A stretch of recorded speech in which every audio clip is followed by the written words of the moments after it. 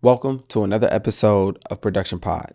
I'm your host, Marquell Byrd, and Production Pod, we interview experts, people who are producing and doing things in this world. In this episode, we're going to be talking about how I built my first recording studio and if it was successful or if it wasn't. So I built my first one in Brooklyn. And I'll never forget when I built it, I paid someone to put in the floors. And it just didn't work. The floors were buckling. It just wasn't working. And then, I had to take the flooring back, get a new set of flooring and do it myself. And that's kind of like my entry point of really building things. I said, I can do this. Okay, well, let's see. And when that happened, after that, my first initial putting in flooring and doing it myself, I ended up building 7 recording studios in New York City. So when I did this, I put in a camera system. I routed all my gear, all my outboard gear, my computer and everything set up nice. And it was a nice spot. And I did some dope recordings. But in terms of it being successful, I think that we have this opportunity of believing that, or in our minds, especially when we get into business, that we created something, right? We did this big thing. I made a studio. Was it successful in that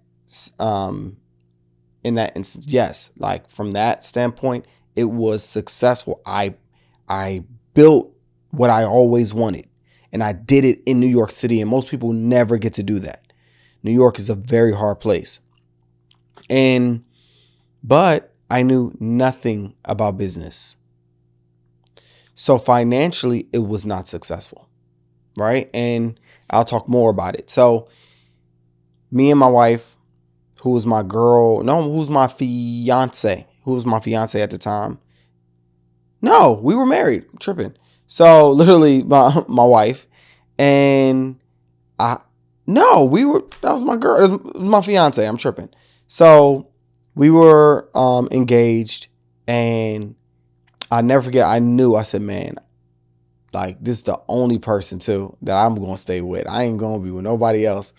We were in Queens, and Kirk Franklin was performing in Queens one night at a church. It was freezing outside.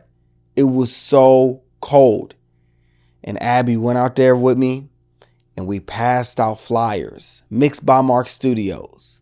And we just passing out flyers for people to come on out, and support me.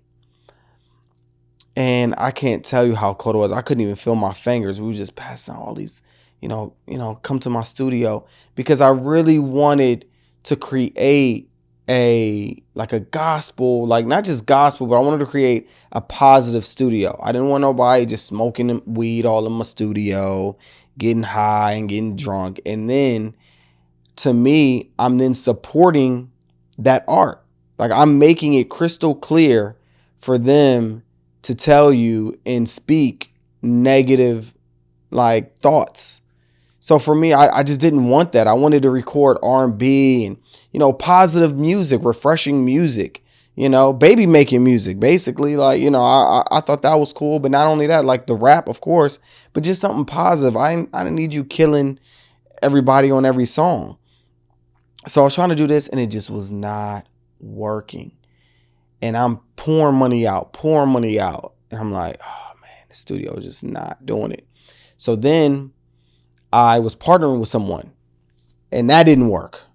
It was all the way in Long Island. That crap was far. I'm taking the Long Island Railroad to get there. Just was not working. So that I let that go too. I'm like, crap, this business, man, this music business is hard. So then I got an opportunity to build a studio in Astoria, Queens. And the rent was higher, but it was perfect. It wasn't far from the train. People could get there. It would be easier to promote. And I could just be mixing out of this space. I could just treat it like my office. and I had other people also rent from me. So it wasn't as bad. But again, out of the 12 months, out of year leases, I think I did like a year and a half there or something like that, or a year flat. Probably like 2-3 months from the studio specifically that I made money from the studio, or I broke even.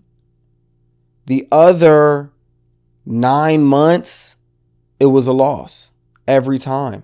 I was updating equipment. I was fixing something. Oh man, I got to put this in the wall. I got to do this. It was always something. I was never in a space where it was just like, oh man, I made, a couple thousand this month from it. No, studios, they don't make money like they used to. And I think it's exceptional when people, they build a recording studio in their home, because it's that money is going to your mortgage, and it's fine that you have space dedicated for that and you can rent it out and make money off of it.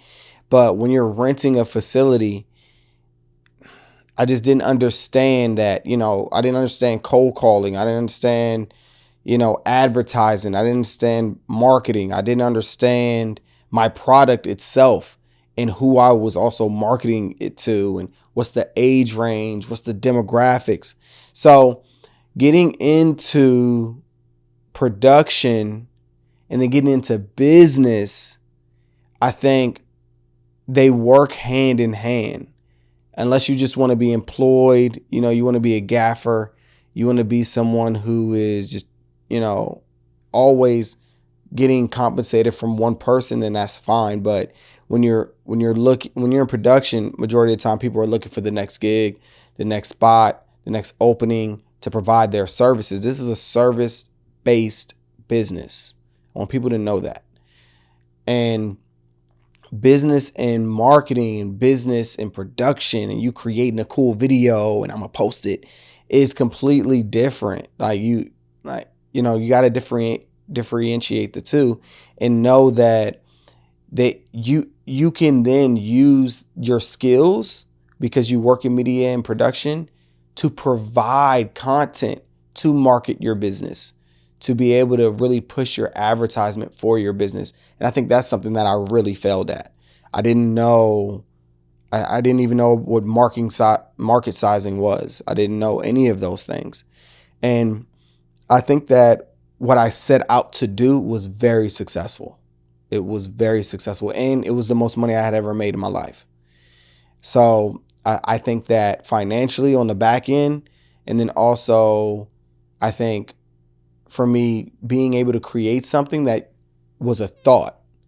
I was in high school in 2009 and I wanted to really be able to create a recording studio in one of the most hardest, scariest, most expensive places in the whole world. And that was New York City.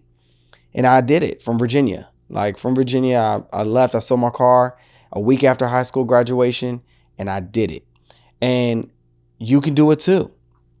So, but there's other books and things like that we can talk about for you to really just combine the two, your production with you being able to understand your market and what you're providing, and knowing that this business is a service-based business. So if you're a photographer, if you're a videographer, if you are an editor, you're always working, unless you have a company that's still a service-based company that's providing these services to other people, and you have workers and employees.